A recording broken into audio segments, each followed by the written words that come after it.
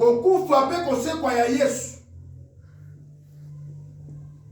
ezalaki na impact ma vie na biso sur la mort et sur la résurrection. Monsieur Bati, moli mo ko ko telanga tolobaki boy kokufa ya Yesu akufa na biso. Amen. Amen. Pour l'objet, j'ai été crucifié avec Christ. Si je vis, ce n'est plus moi qui vis, mais c'est Christ qui vit en moi. Kufa ya Yesu, pe ko se kwa na ye, résurrection na ye, yango image na biso ya nouvelle naissance. Tozo kufa na Adam, tozo se kwa en Jésus. Amen. Amen. Tozo kufa na péché, tozo se kwa na vie. Amen. Et résurrection, et ce qu'on biso na période mususu. Donc quand na étape mususu. Il y a vie au na première Adam. Puis to continue na second Adam. Où est Jésus? Amen. Amen. Tu expliquer dimanche les qui second Adam na premier Adam. Na so na sukunate pour permettre là. Alors, dans le mutuazo kufa tolobi, ko kufa c'est moi nyonso. Dans le kufa ezopola nebotaka nzoto asika. Et quand nous avons kufa na Yesu, veut dire bon moto ya kala, makambo kala ezokufa na ye na kuwa. Amen. Amen. Tant que nous azo la ressuscité. Na ba ki résurrection ya biso ba chrétien ezate nous takufa pena ngi ba bakunda ka mutu. Mais le fait ya kolongwa de la mort à la vie, kolongwa na vie oyo tobotamaki nango na mwasi na mobali, to changer, to commis en Jésus, c'est ça kolongwa na kufa pe koya na vie. Oh, tant que mutu azo kufa bien aimé, azo se quoi mutu asika. Ngam no yango te na Bible. Zamba azo kopesa ye mutema ya sika, pe azo pesa ye esprit ya sika. Amen. Amen. Un cœur nouveau et un esprit nouveau. Veut dire, vous doit être transformé. Être naïnyoso. Corps, âme, esprit. Et comme il transformé. Il y a un autre qui, Moutouana, Bakomona y a changé. Amen. Amen. Pour que Moutou a commis na Moutema Yasika. Bien aimé, exact, il faut zambe alobanayo na lo laté. Mais maïbaka nzete na moumana yango. Amen. Amen. Amen. Déjà là, ba acte où nous posé, boso ba que non mutoyo, asa sunde ga zaki liboso te. Amen. Veut dire asu mutema ya sika, pe a commis l'esprit. Yes. Ya sika. Amen. Amen. Bien aimé, cœur nouveau, l'esprit nouveau. Et ça, quand il y a renouvellement, il y a intelligence, n'est apôtre Paul a le biso. Intelligence, il y a mouteza renouvelée. Romains chapitre 12, sur la bossalité, verset 1-2. Donc, façon de monde à est échangé. A commis transformé. Motema ya koboma elongwe. Motema ya vie ekoti. Amen. Amen. Motema se kobomba makamu ya mabe elongwe. Motema oyo yesiko ekomi motema ya kosala malamu. Zamba pesi motema sika. Et tant que Zamba azopesa motema sika, bien aimé, eza pona nini? Pour Zambé, alinga longola mibeko na libanda parce que na dispensation ya père. Loi ezali kotambola libanda. Amen. Amen. Oh, la dispensation ya fils. Zambali nga na mobeko libanda akomango na kati ya mutu. Amen. Oh, kwa komango na kati ya mutu, il faut alongola motema ya libanga. Alongola motema ya kala. Apesa motema ya sika, motema ya musuni oyo écriture ekovanda. Amen. Oh, amen. Amen. Yango bilobi. Ah, tutanga. Et vous allez mieux.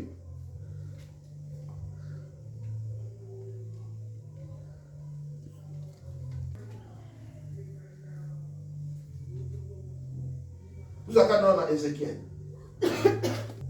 36, 26. Alors, je mettrai mon esprit en vous et je ferai que vous suiviez mes ordonnances et que vous pratiquiez mes lois. Hébreux chapitre 8, verset 10. 8, 10, Hébreux. Mais voici l'alliance que je ferai avec la maison d'Israël ce jour-là, dit le Seigneur. Je mettrai mes lois dans leur esprit. Je les écrirai dans leur cœur. Et je serai leur Dieu, ils seront mon peuple. La parole du Seigneur. Amen. Bien-aimé, Zambé a eu la dispensation à fils. Aye apa longola mibeko oyo ezalaki libanda na bibie akoma yango na kati mibeko parce que na dispensation ya père loi ezalaki libanda. Moïse azotelema kobanda tongo ti pokwa amen. Amen. Peuple a tellement de temps pour que la poigne amen à Moïse azotanga. Mi beko zaki libanda. Raison pour laquelle soki mutu asali likambo ke batu bamoni ete veut dire azape condamné. Amen. Amen. Donc on va dire sur la déposition de 2 ou de 3 témoins. Sur la déposition de 2 ou de 3 témoins, ceux qui parlent au témoignage sur tout le monde qui, malgré Nzambe azomona makambo tasali, mais Nzambe totala mobeko. Amen. Amen. Alors Nzambe pour a changer, pour accomplir, veut dire alongola ngo libanda. Et ça sur libanda te mais eba kotambola na kati ya mutu. Pourquoi? Pour mutu esika yo so kozala ata mutu amoni ete mais le banzambe na kati na ye ezoloba na ye ke oyo ozosala eza mabe. Amen. Amen.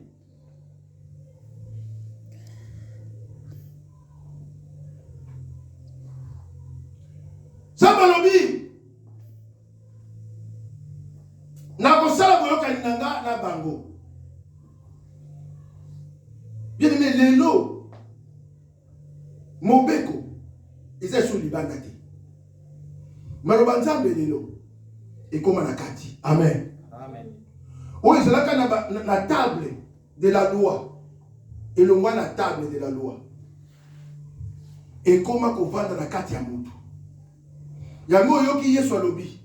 Soki maloba nanga ekovanda na kati na bino. Amen. Amen. Bosenga nyonso oyo bolingi.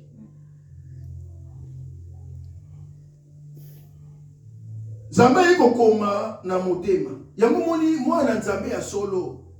Bien aimé asantaka condamnation na kati. Eza likambo ya libanda te. Amen. Amen. Te mwana Nzambe yoka condamnation ye moko na kati. Et soki oyoka condamnation soki oyoka mungomba Nzambe na kati te. C'est que maloba na Nzambe na kati na yo pe eza te.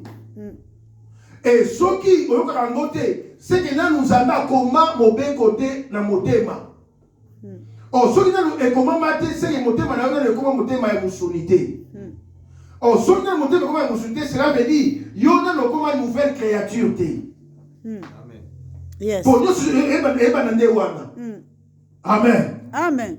Donc nous sommes comme une nouvelle créature. Azui transformation, azui motema ya sika ya musuni, nenzamba eko komasiko na kati ya motema wana. Na kati ya motema. Yango moni Yesu azaki na tina te. Yango ebisa batu bo confesser te. Mais ce sont gars que oyo nanu asala oyo aza sans péché. Azo libanga mutu liboso.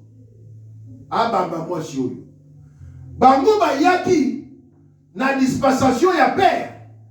Et comment maki libanda. Amen. Amen. Oh, amen. Amen. Baye na témoignage. Nzoka fils aye pour accomplir ce qui est écrit. Malheureusement, c'est surtout que yoka le molo moni ye obete libanga te. Mais maloyo conscience na yo eloba na yo nani. Ozoluka oba mai libanga. Est-ce que yoza oza malamu koleka ye? Oh, amen. Amen. Te ozo condamné ye. Ozoloba ke ya sali ekobo. Te ozoba ke ye bakangi na mbali ya bat na mwasa bat oui. Mais yozo linga kufa. Okate tu kwa kufa. Est-ce que yoza malamu koleka ye? Yosolobi o yaza malamu koleka ye. Aso libanga mutali boso abamba. Amen. Amen. Tangu Yesu azokoma na se. Bato zokona ke Yesu akoma na se. Nzoka Yesu asala musala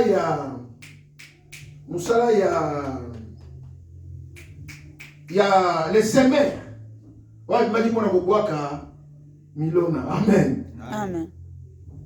Azoko manase. Abali okoma na mitema na bango. Je sais pas dire okoma na ba vie na ba. Condamné mais ngapé na sa pe malamu kate.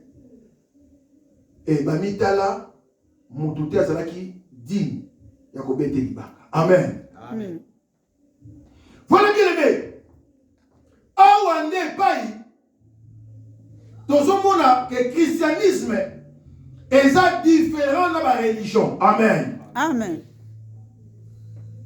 Et ça des sikoyo tozo comprendre que christianisme est la religion té. Mais christianisme est la vie. Amen. Amen. Na religion bien même mutu azo sala makasi azo miluka partout na makasi ya kibomoto pour atteindre Nzambe. Yango moni batia ba rite ba cérémonie batia ba loi pour bazo luka Nzambe. Amen. Amen. Nzo problème eza ya komoka Nzambe te problème ezali ya koyeba nde Nzambe. Pour koyeba Nzambe na koyeba makambo ya Nzambe eza makambo mibale oyo ekeseni. Problème ezali mutu ayebi Nzambe. Mobeko Nzambe komema na kati na ye. Mais mutu oyo azoluka yeba makambo ya Nzambe. Donc ayebi Nzambe par rapport ya makambo ya Nzambe. Mais ayebi Nzambe te comme Dieu véritable. Bien mais religion, mutu azomisala makasi pour amona na sembo na miso bato. Amen. Amen. Yango moni batie ba loi. Soko lingi o sepelisa Nzambe na yo ngulu Goliath. Bakanisi ke le fait ya koboya kolia ngulu yango nde baso rendre culte na Nzambe nzoka eza libanda. Amen. Amen. Non, pour sepelisa Nzambe na yo na midi na tongo soki na air nini wana sukolaka nini zolo matoi munoko mai makolo te wana ezalaki na ntango moto azali koluka nzambe. Amen. Amen. Parce que na dispensation ya père moto azalaki na recherche ya nzambe, moto faisait un effort à respecter loi. C'était pas facile. Ezalaki facilité.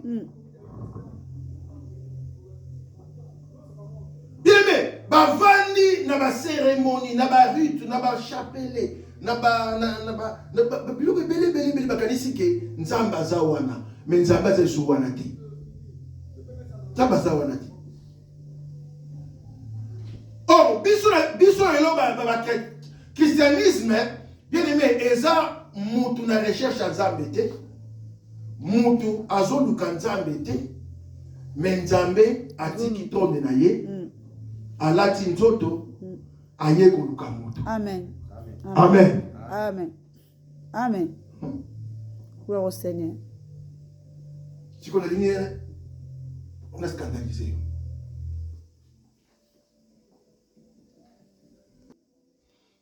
Et ça est sous que moto beno ki mambangu Paul Kanzambe. Bien aimé, oyebi langage tolobaka ya koluka nzambe.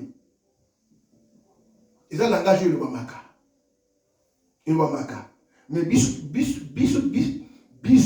toluka biso nzambe te. Biso nzamba sana biso. Je vais expliquer pourquoi la Bible. Bilobi, la Vierge sera enceinte. Elle enfantera un fils. Barobengaye Emmanuel. Cela veut dire Dieu parmi nous. Amen. Amen. Zamba zana biso elongo. Zamba sa koma elongo na biso. Bilobi, Soki Bokosalananga, vous demeurez en moi. Mes paroles demeurent en vous. Demandez ce que vous voulez. Cela sera accordé. Vous sera accordé. Amen. Donc, biso est bien aimé. Donc, nous avons dit que mais Nzamba zana biso, Nzamba tika trône na ye. Amen. Yena ya koluka biso. O toza lelo, eza ba rite na biso, ba pratique na biso, ba forme na biso te. Mais Nzambe ye moko andima kolata nzoto. Atika trône na ye, alobi na kei, na luka bato wana zo sabango epa ya Nzambe. Amen. Amen. Yes. Na évite soki est compliqué beyo. Non. Nazo luka Nzambe mikolo makasi. Te. Biso to suna ta ya koluka Nzambe te. Bon, même ko banga Nzambe, to banga Nzambe na makasi na biso te. Amen. Amen. C'est par la grâce de Dieu. Amen. Non, to sala ka nyonso par la grâce de Dieu. To mérita yango te. To mérita yango te. Par la grâce de Dieu. Bien, entre il faut la luka Nzambe. Non, bien le problème est ça ya koluka Nzambe, le problème est ali Jésus azala na yo. Amen. Amen. Maloba na ye evanda na kati na yo. Yo loba. Ye akosala. Po Nzambe arepondaka te maloba na biso. Mais Nzambe arepondaka maloba na ye oyo eza na kati na biso. Amen. Est-ce que vous pouvez comprendre, les gars? Amen. Voilà l'importance, il y a cœur nouveau, esprit nouveau. Bien, mais Maloboyo, il y a un moment où apôtre Paul dit que la parole habite abondamment en vous. Amen. On connaît qu'on priait longtemps. Et ça, le coup, on a bien ici. On a bien cet exemple. On a bien dit que prophète, il y a Canada, on a 100 euros, il y a 6 cas, il y a 50 euros. Ce prophète a un andako. Aye karapo, le pour la rappeler. Amen. Aye sec le pour rappeler.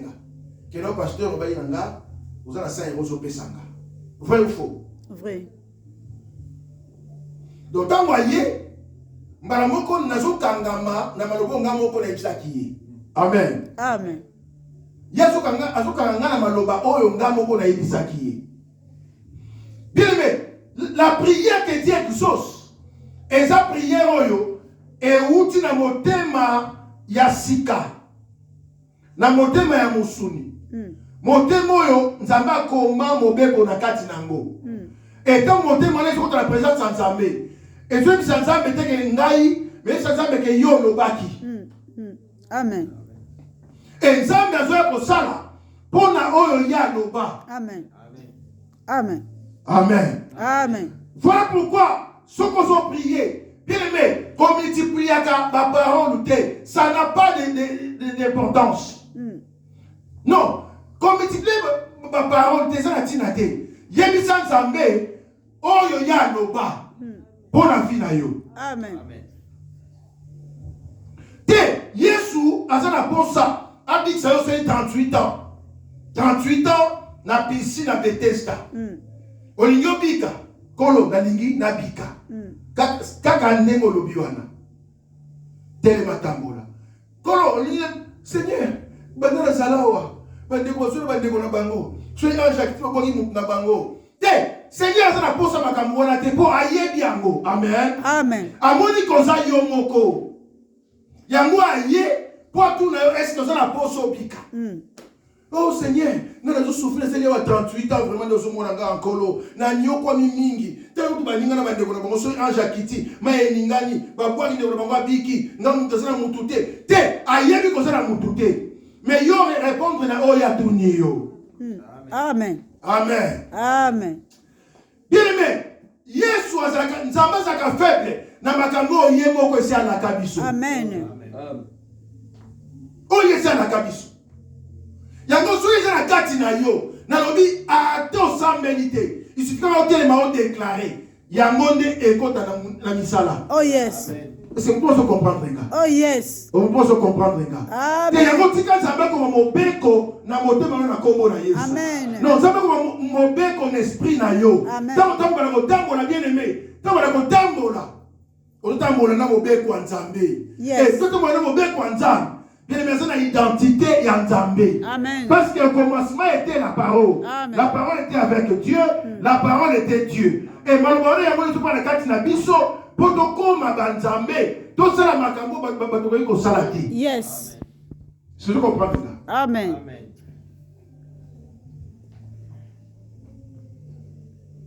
Naki lukanza, ozo lukanza be wapi. Yango moni ba changement ya l'église. Naki ko lukanzambe. Te, tozana nzambe. Oh amen. Amen. Non, nzambe azana biso. Azana posate yo banda kotambola bibale mbonge po yo lukaye. Ozo lukele wapi. Bien mais biso te. Moïse nem de lukaka alukaka amone lo nzambe biso te. Et nzamba bombela Moïse et lo nzambe po biso lelo toyeba nzambe wana. Non, pour ceux qui Moïse a monaka elongi nzambe ne biso lelo to bikate.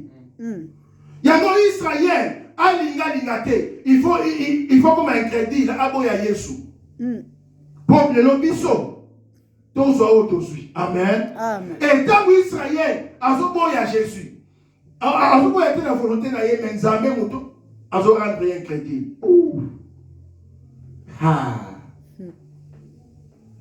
Nzambe comme ça Israël un crédit pour comme ça peuple moko abiso mitema ya musuni baso makambo Israël aboyi kozwa un peuple ango ezane yo. Amen. Yo ozalaki sans Nzambe sans espérance bien aimé Nzambe ndimi akanga Israël na mopanzi ayeba na yo adoration à Israël eyeba na yo lelo. Lelo yo yeba mobeko. Bien mais soki oke et pas ba juif lelo basaka kana ba rite na bango wana. Makambo o Moïse atikala na bango wana. Ti lelo basali yango. Nazaka na médecin moko ya juif. Tone pe ba kombo moko. Na kota na bureau na ye. E a benga na kota na bureau abi me yo zikombo wana bi bien-aimé, ça comme moi, habité, et ça comme on a pu sur la juif. Et comme on a pu sur juif. Et comme on a pu sur juif. Est-ce que oyebi que lelo, bah nous sommes comment bah juif. Bah toi bah yami yeso ba ngono bis na bango bah comment be bah juif. Ah bien bon. Expliquez-nga. Juif hein. Ouais yebi bamboka wana na banzelo yeso aleka ongana na komi kutute. Mais on va dire expliquer l'écriture. Amen. Amen. Oui, effectivement, en Afrique aussi, il y a en Afrique pays bah juif bazali. Bah juif noir en Afrique bazali. Tala. Nazo lingana so bien aimé. Tolukasu nzambe ndengi bazali koluka nzambe kala. Pour les gens bazali so bien je suis avec vous. Tous les jours jusqu'à la fin du monde. Gloire. Amen. Amen. Soki mutu alobi na yo nake koluka nzambe tuna ye nzambe azalaka wapi tuna ye nzambe azalaka wapi po ye moko alobi voici je me tiens à la porte et je frappe. Si quelqu'un entend ma voix, ouvre la porte, j'entrerai chez lui. Amen. Nakokote ba mutu wana. Feli ngane tokoma mutu moko. Ngane tokoma mutu moko. Christ en nous. Christ en nous. Si je vis, ce n'est plus moi qui vis. Mais c'est juste, c'est Christ qui vit en moi. Amen. Dans la bien-aimée, et ça va dire que l'esprit de Dieu l'a renouvelé. Intelligence l'a renouvelé. Ozo mutema ya sika. Esprit ya sika. Nzambe ya kokoma likolo na yango. Nalobi ata Satan ye. Alobi na yo fuka melanga.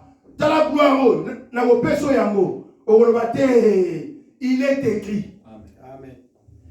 Amen. Amen. Amen. Il est écrit. Au monte.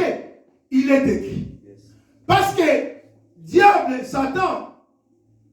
Satan, ayake pas Jésus, le la diable et le la Satan. Est-ce que vous pouvez comprendre là? Ayaka le la diable, ayaka le la Satan. Pour diable, c'est lui-même le Satan. Oui, c'est lui-même. Il a Satan. Mais ayaka le la diable. Diable, il a la définition. Il a la au diable salaka. Satan, il a la définition. Il a la au Satan salaka. Amen. On appelle sur des voix. Ceux qui aux yeux en côté obéissent dans le téléphone expliqué. Ayaki le la diable. T'as voyé le la Satan, il est sur le bimé. Le mot de Satan. T'as voyé le la diable. Nous allons partager l'écriture. Amen. Amen. Il est sur le biais par son ici.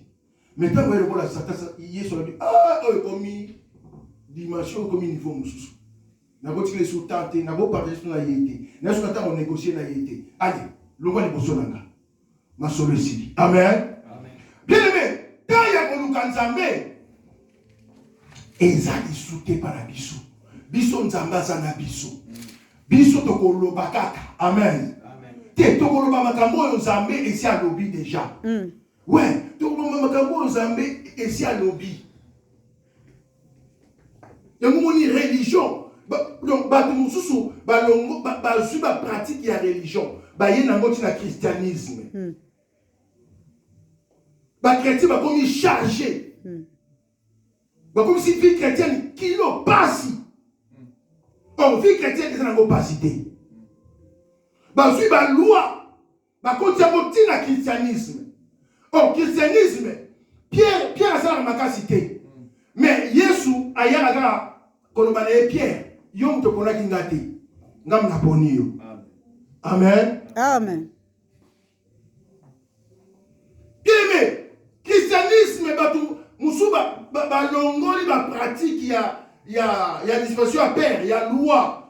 Ba ye ko charger na ngobiso, ko lia oyote, ko simbo yote, ko sala kunate, ko sala bote te.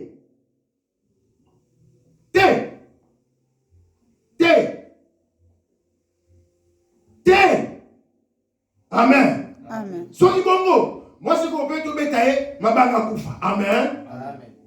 O te kolia oyo te, ko simba kuna te, te ko sala elongo oyo te, so ko sali boye.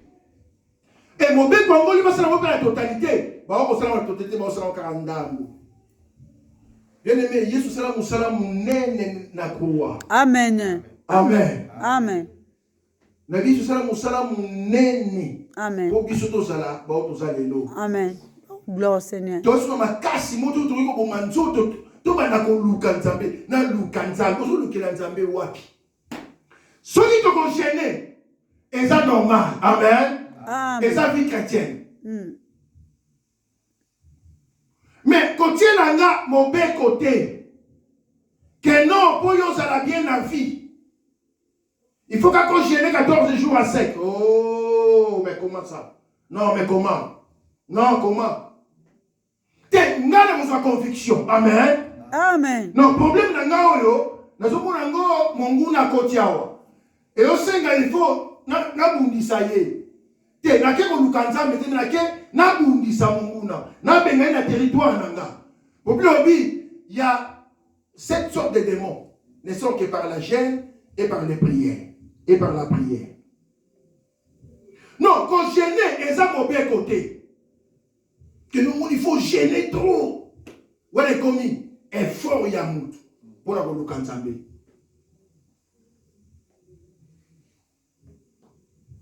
Les autres vivent par la foi. Non, vie chrétienne est liée à la foi.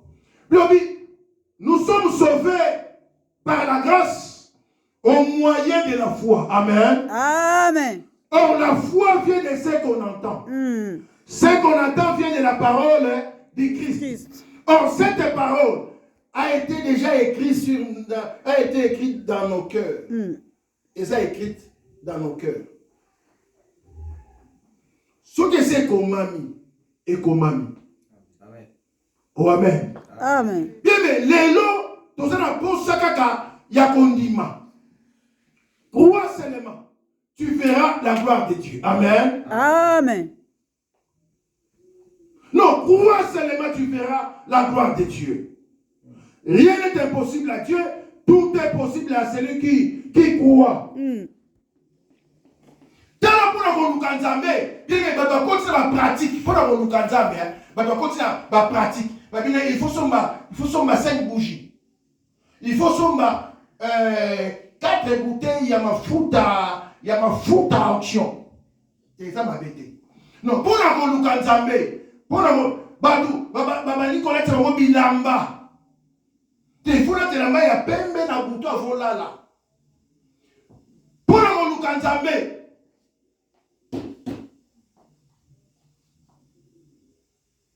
Batu, bameli, bamaya mungu. Pour faire la recherche à Nzambe. Amen. Amen. Sans révélation. Pour la koluka Nzambe, bake ko sukola bango, mwana mwasi atikali bolumbu, bazo sukola ye na soi-disant prophète, pour azo luka Nzambe. Te, pour la koluka Nzambe, bapesa ye chapele, tamakango midi, tongo midi pourquoi pour la koluka Nzambe. Toi, tu as tant qu'on nous Nzambe te Nzambe azana biso. Amen. Amen. Amen. La vie Nzambe azana biso déjà. Alors Jésus avec vous. Ah bien, si Pierre le Pierre. Au moins tu donnes des kaoki. Ils ont été le côté. Au moins nous sommes à la condima. Au Koloba. Nangoma longo apoya kuna. Et aussi au pelo mo isalo pasi. Exact. Na ebisaka biso maeleki ha. Yo continuer koluka Nzambe, ngana continuer ko adorer Jésus. Tokotala soki na ozala na raison. Lelo par la foi, nous se vani na kondima. Amen. Amen. Oh amen. Amen. Et va na kondima lelo. Kondima et pas ya mutu esprit na eza renouvelé. Amen. Amen. Cœur eza renouvelé. Monter mon malobesi et vanda. Est-ce que passage yango tout le temps yango pour tout ce que ça fait wana. Ils ont un 14, 23. Attendez. Amen. Si quelqu'un m'aime, il gardera ma parole et mon Père l'aimera. Yoka. Nous viendrons à lui et nous ferons notre demeure chez lui. Est-ce que vous comprenez le texte? Yesu ndazolo balobi soki mutu alingi akobomba mibeko na ngama loba na nga papa na nga akolinga ye mpe tokoya kovanda epa na ye. Donc ye biso tokoya kovanda epa na ye. Nous ferons notre demeure chez lui. Voilà. Bon, Jean 15, 7. Nathalie. Si vous demeurez en moi et que mes paroles demeurent en vous, demandez ce que vous voudrez et cela vous sera accordé. Tolukasu nzambete. Mais to koma ko rappeler nzamba kambo yo esi aloba. Amen. Amen. Pour nzambe azana biso longo. Azana biso. Si je vis, ce n'est plus moi qui vis. Ce n'est plus moi qui vis. Donc que personne ne me fasse de la peine. Je porte sur mon corps les marques de Jésus. Amen. Amen. Les marques de Jésus. Nalobi soki toko gêner ça normal to gêner. Mais tu vas dire que toki ko lukanza nina mona lelo ba serviteur musungu na ake montagne surtout mina Kinshasa. Ake montagne a suivi vidéo, a suivi caméra, a sali vidéo biso na montagne tozo lukelo nyanzambe. Tozo luk. Amen. Oh amen. Amen.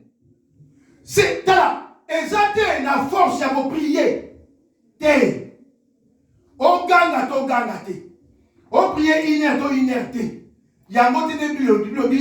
Soki maloba na nzambe vanda kati na yo. Nzambe aza kati na yo. Bakoya kosala demeure epa na yo. Et yo senga ozala ngo besoin. Te omoni biso ti totola retraite à 4 jours là. Te remate tozawa. Omoni biso yeyo. Biso yeyo filmer. Takuna ba moni baso yemba. Ah, kumba. Bon, bande ko na poto so moyen zali, bo soutenir biso. Au moins tout ça wana. Té! Boniko. Ani. To lukane ko yemba nzambe. Maskola. Ko chaka stop te so na banga no so ba. Nous sommes les pasteurs. Nous sommes les pasteurs. Yo mona kango tele basala. Batoka sake, pasteur en Afrique, basa trop spirituel qu'on est habitué à pasteur à poto. Baya. Mousso so mona wana nzala ni tesa la bangoti. Et là on les a tabi donc une retraite. Ya ce qu'on a poto gêné. Congélateur biloko ezali, pour la biloko ezali, yo siko sala gêne. Batala yo. OK musala. Au bukani gêné batala. Baya ou besoin un frigo.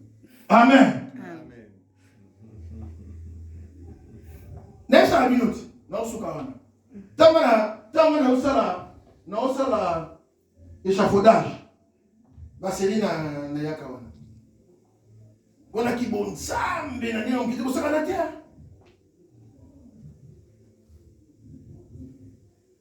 Bien-aimé, jeune.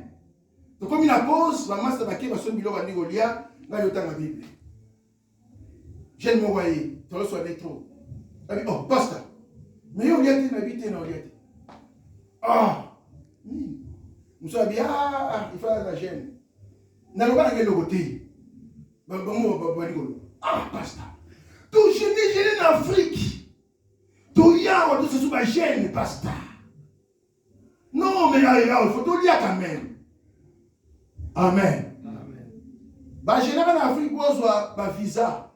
Baya poto. Kibonzambe ekenda na ekenda. Ezonga. Kibonzambe ekenda. Bazaka ba intercesseur. Baya poto. Basole change. Amen. T'as bien spiritualité. Ezakati il faut mutu amikanga. Amisala boye. Amikita. Voilà que nous voilà spirituel. Et pour ça ranaté. On a des spirituel. Loin de là. Non, spiritualité. Il faut mutu à la touche. Touche bimi ou les amaka mususu. Té. Vie chrétienne, ils sont liés na vie à Kibonzambe. Amen. Amen. Maloba na Nzambe na misala. Eva na kati na biso. Eko mama na mitema. Place nyos otokozala. Ata mutamoni biso te Nzambe amoni biso. Amen. Amen. C'est ça.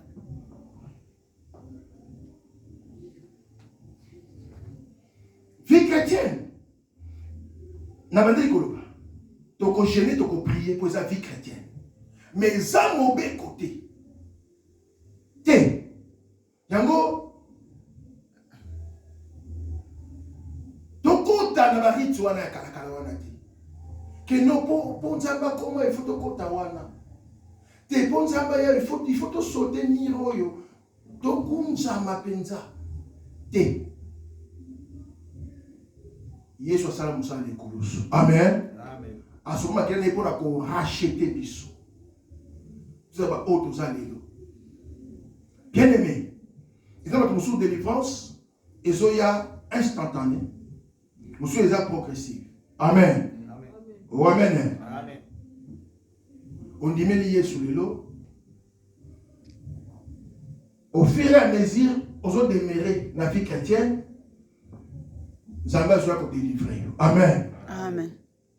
Ndenge ozoka le bana Nzambe, ndenge ozosambela, ndenge o servir Nzambe, makambo zo changer. Il faut battre que il faut te na mona batu basala ba jeune à sec.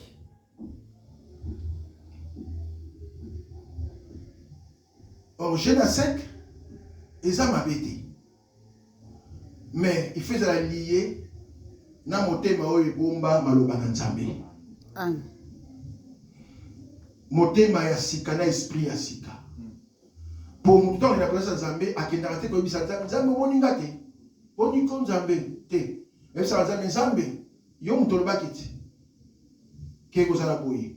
Siko ngala sala ngo besoin. Ta yo moni Jésus, ta la prière oyo Jésus a sala. La prière, c'est notre modèle, Jésus.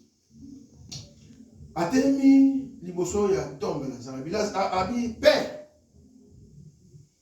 Na yebi nanga ki osala kanayo. Amen. Amen. Mais na olo bangote, po nangai, po ngana otoza moko. Veninde na zawa, yo poza nanga. Amen. On zolo ba yo kosala ngo. Mais sur la zolo beza pona bato yo baza ba comprendre que Yozali. Lazare sort. Lazare a béni. Amen. Amen. Bayeli ma panambisi. Abi Seigneur yangoyo. Na yebi ke oza capable. Voilà sikoyo na lingato il y a plus assurance que espérance. Amen. Amen. Amen. Amen. Dans la place de bien assurance. Assurance c'est ça. Veut dire naza moi na Nzambe. Na kozala moi na Nzambe te, mais naza moi na Nzambe. Amen. Amen. Non, Nzamba kozala nanga te, mais Nzamba za nanga. Veut dire ce qui est lié Nzamba ko bundelanga. Yes. Voilà, puisque on a espérance c'est ça pour makambo ekoya. Mais assurance oh, dans un angle déjà l'élo. Donc, assurance, c'est que toi déjà, na Jésus. Ma promesse en Zambé est ça, na biso. Oh, amen. Amen. Qu'on n'a pas pour la biso. Amen. Non, assurance, hein, est consacrée. Tout le monde a assurance ya bato mokili nde ekosaka. Ok, on assure voiture, on assure ndako. Soki batali dépense eke bien tete kofuta ndambu yo pe tia ndambu. Mais assurance ya Nzambe ekosaka te. Soki bitumba ye akobunda penza. Oh amen. Espérance. Eza mpona makambo ekoya. Te, ton compte à Lola, il y a une espérance. Amen. Amen. Mais les lots, on s'est déjà assuré pour la Lola. Amen. L'assurance. Question la koufi siko dans mon Nzambe. C'est ça. Yes. Assurance dans Zanango. Non, on a l'assurance que attend la 100 minutes mais dans Nzambe. So une dokaye a aussi banga te bon Nzamba Zananga. Assurance. Amen. Amen. Amen. Moi Nzamba ta mona na kondima. C'est ça. Et le fallait si biso yango. Amen. Alléluia, amen. Amen. Alléluia, amen. Oh. Amen. Alléluia, Amen. Yahweh, amen. Alléluia. Mo santo, yozali Nzambe. Amen. Ozingami na banjelu. Amen. Sikabiso totombola yo. Amen. Alléluia. Oh, makasi mayele nyonso. Amen. Nangwe utabi pai na yo. Amen. Nango biso to sanjoli yo. Amen. Alléluia. Amen. Bien bondele pa na Nzambe. Conforme na malobo yoki toke bondela yebisa Nzambe. Yebisa Nzambe ozo matala mutema na yo. Yebisa Nzambe ozo matala mutema na yo.